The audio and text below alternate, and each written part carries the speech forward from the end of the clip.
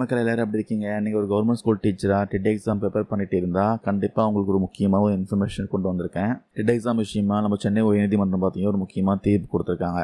நாங்கள் நடத்துகிற பாடத்தில் இருந்து மட்டும் கேள்வி கேளுங்கப்பா, சம்மந்தமே இல்லாமல் சப்ஜெக்டில் இருந்து ஏன் கேள்வி கேட்குறீங்க அப்படின்னு ஆசிரியரை பார்த்தீங்கன்னா வச்ச கோரிக்கைக்கு சென்னை உயர்நீதிமன்றம் என்ன சொல்லியிருக்காங்க எல்லாமே டீட்டெயிலாக இந்த வீடியோவில் பார்க்கலாம். முதல்ல இந்த பிரச்சனை எங்கே ஆரம்பிச்சதுன்னு பார்த்துடலாம். அரசு பள்ளிகளில் வேலை பார்க்குற இடைநிலை ஆசிரியர்களுக்கும் நடுநிலை பள்ளி தலைமை ஆசிரியர்களுக்கும் ஜூலை 4 ஜூலை 5 தேதிகளை பார்த்தீங்கன்னா ஸ்பெஷல் டெட் எக்ஸாம் நடத்த போகிறாங்க.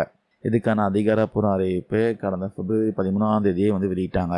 இந்த எக்ஸாமுடைய பேப்பர் 2 சிலபஸ் படி பார்த்தீங்கன்னா தமிழ், ஆங்கிலம், குழந்தை மேம்பாடு மற்றும் கற்பித்தல் இந்த 3 பாடத்துக்கும் தலா 30 மதிப்பெண் கொடுத்துருக்காங்க. இது கூடவே கணிதம், அறிவியல் மற்றும் சமூக அறிவியல் இந்த 3 பாடங்களுக்கும் பார்த்தீங்கன்னா சேர்த்து மொத்தமாக 60 மதிப்பெண்கள் கேள்விகளுக்கு கேட்கப்படும் சொல்லியிருக்காங்க. இங்கே தான் உண்மையிலே பார்த்தீங்கன்னா பிரச்சனை ஆரம்பிச்சிருக்கு. நாங்கள் தமிழ் டீச்சர், இங்கிலீஷ் டீச்சர், எங்களுக்கு ஏன்பா 60 மார்க்குக்கு மேக்ஸு, சயின்ஸு, சோஷியல் சயின்ஸ்லாம் கேள்வி கேட்குறீங்க அப்படின்னு சொல்லி தமிழ்நாடு உயர்நிலை மேல்நிலை பள்ளி பட்டதாரி ஆசிரியர் சங்கம் சார்பாக சென்னை உயர்நீதிமன்றத்தில் ஒரு வழக்கு தாக்கல் செஞ்சுருக்காங்க. அவங்க மனுவில் என்ன சொல்லியிருக்காங்கன்னா, நாங்கள் குறிப்பிட்ட ஒரு பாடத்தில் தான் கல்வி தகுதி பெற்று ஆசிரியராக வேலை பார்த்துட்டு இருக்கோம். எங்களுக்கு சம்மந்தமே இல்லாத கணிதம், அறிவியல், சமூக அறிவியல் பாடங்களிலிருந்து 60 மார்க்கு கேள்வி கேட்கறதால பல்லாயிரக்கணக்கான ஆசிரியர்கள் ரொம்பவே பாதிக்கப்படுறாங்க.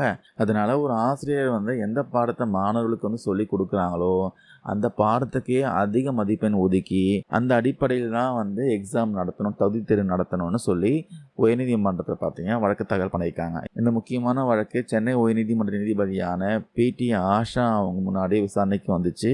அப்போது மனுதாரர் சார்பாக ஆஜரான வழக்கறிஞர் என்ன வாதங்கள் முன் வச்சாங்கன்னா, தமிழ் படித்தவங்க தமிழை சொல்லிக் கொடுப்பாங்க, இங்கிலீஷ் படித்தவங்க இங்கிலீஷ் சொல்லிக் கொடுப்பாங்க.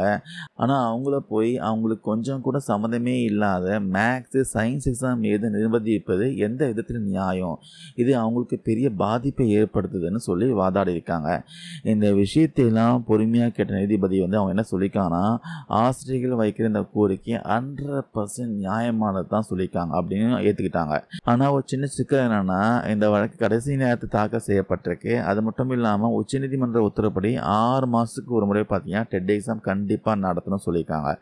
அதனால் இப்போ நடக்கிற ஜூலை மாத தேர்வை நிறுத்த முடியாது. ஆனால் அடுத்த முறை நடக்கப்படுற டெட் எக்ஸாமில் ஆசிரியர்கள் கற்பிக்கும் பாடங்களின் அடிப்படையில் தான் எக்ஸாம் நடத்துவது விஷயமா பரிசீலித்து அதற்கேற்ப புதிய அறிவிப்பானை வெளியிட வேண்டும் அப்படின்னு தமிழ்நாடு அரசுக்கு சென்னை உயர்நீதிமன்றம் உத்தரவு போட்டிருக்காங்க. இது நிஜமாவே பார்த்தீங்கன்னா டீச்சர்ஸ் தரப்பில் கிடைச்ச ஒரு மிகப்பெரிய ஒரு வெற்றின்னு சொல்லலாம். ஏன்னா வருஷக்கணக்கான லாங்குவேஜ் டீச்சர்ஸ்லாம் இந்த டெட் பேப்பர் 2 எக்ஸாமில் இருக்கிற சயின்ஸு, சோஷியலு, மேக்ஸ் எக்ஸாம் கொஸ்டின்ஸ்னால தான் பார்த்தீங்கன்னா பாஸ் பண்ண முடியாமல் ரொம்பவே கஷ்டப்பட்டு இருந்தாங்க.